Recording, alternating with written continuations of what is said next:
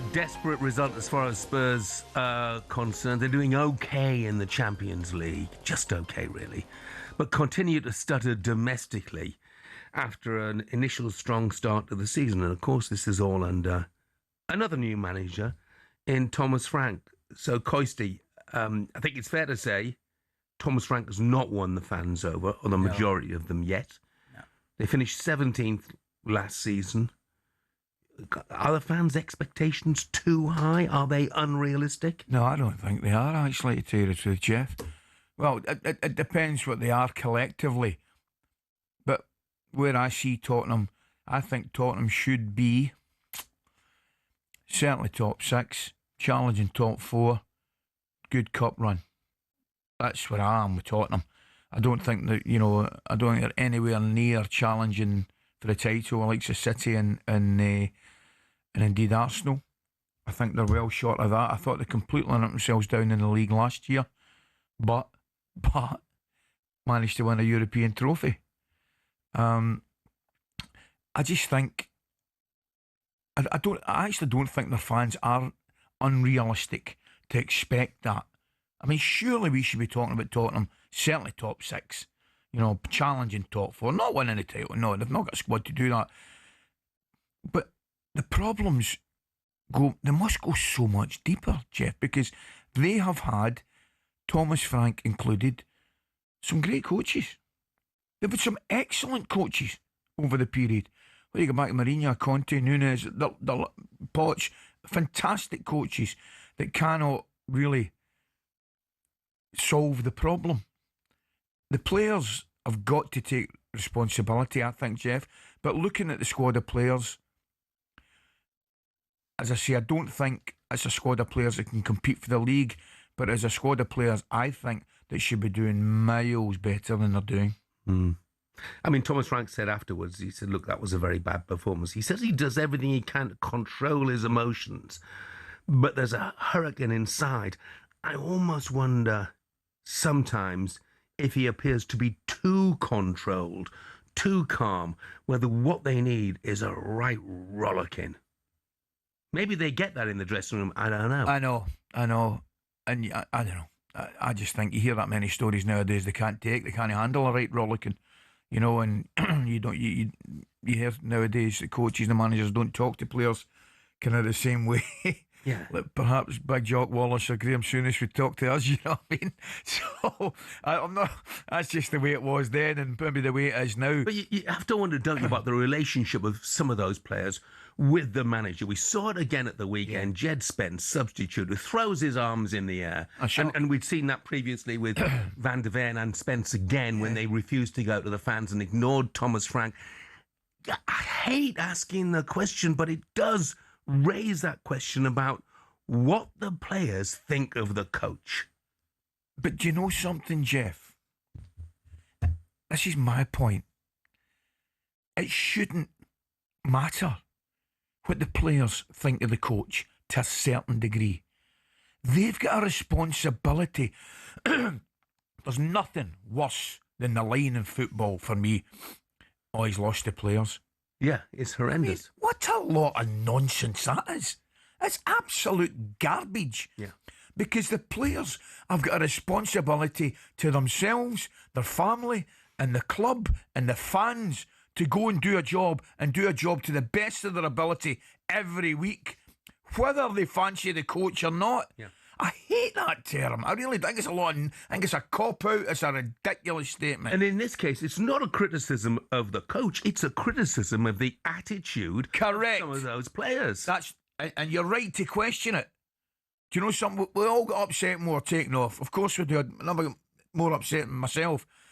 But there's a way to handle it. And it very importantly, does send out a message. It sends out a message of a lack of togetherness and a lack of respect, I think.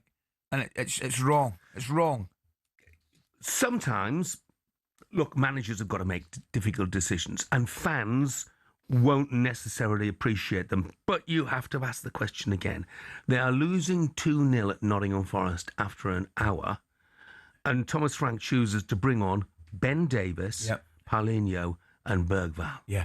okay, in place of Spence, Bentancur and Grace. So totally like for like. Yes. He's got Matthias Tell, and Brendan Johnson on the bench and Odebert, and none of them come on. None of the attacking players come on when you're 2-0 down away from home. So you can understand Spurs fans' frustrations to a degree, can't you? Oh, 100%.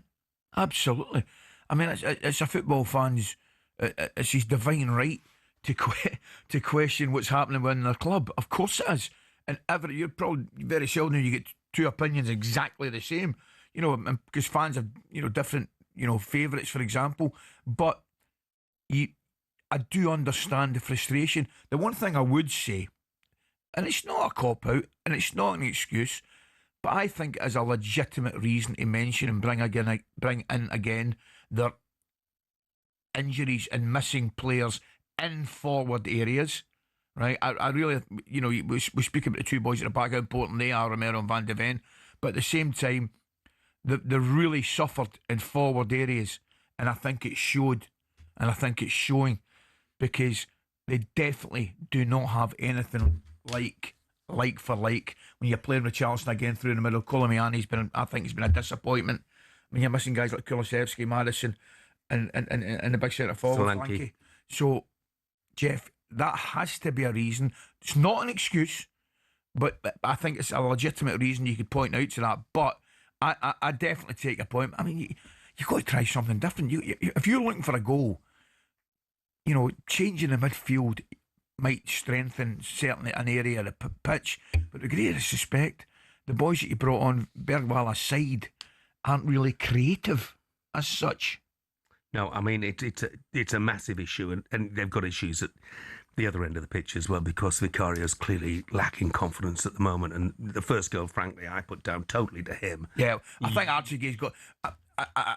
Archie Gray shows, but Vicario can see the picture.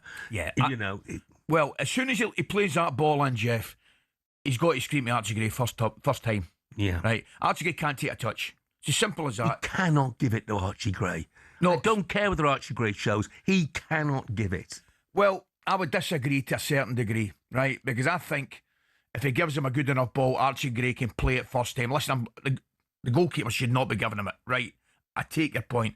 But if he gives him it and he plays it first time, he can get out it. The problem is, A, he shouldn't get it, and B, he takes a touch. As soon as he takes a touch, Sangari, I think it is all over him, who does exceptionally well and then touches it for a tap in. But you're right. It's got to go long. It has to go long. Spurs, more than anybody at this moment in time, cannot be losing goals like that. No. And also you can Callum Hudson-Odoi, cross, shot, whatever. The goalkeeper can't be beaten by that. But look, 22 points from 16 games. It's their lowest total at that stage in 17 seasons when Wandy Ramos was in charge. He was sacked in October. He is clearly under pressure.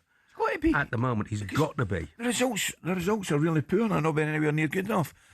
But then the flip side of the coin, Jeff, I mean, are they going to change? What's the point? I'll tell you what we'll do. Let's get somebody else in. Who would want this job? Nah. I know Spurs fans won't like me saying that, Who would want this job? Mourinho, Pochettino, Conte, Correct. Ange, Correct. Thomas Frank. Is this an impossible club to manage? Well, from where I'm sitting right now, it looks an extremely difficult club to manage, right? And let's get back, because we can say what we like, but Big Ange won a European trophy, right? League position, miles not good enough, right? But he won a bit of silverware. But you make a very valid point. You're looking at a Spurs team and the Spurs squad just now. Do you know what they are?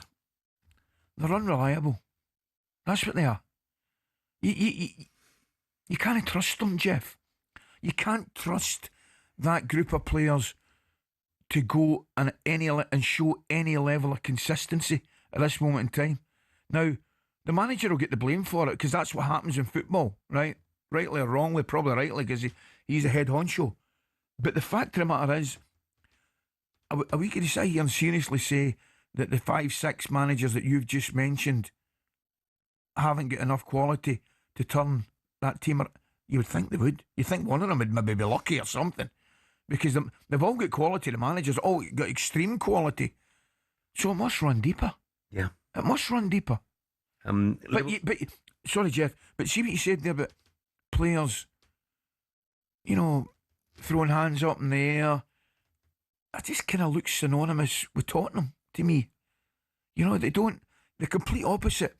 They were beaten by a side right now, well beaten by a side who probably put in, speaking to people that were at the game, probably put in one of their best performances in a long, long time. But what's the one thing you look at Forest right now under Sean Dyche?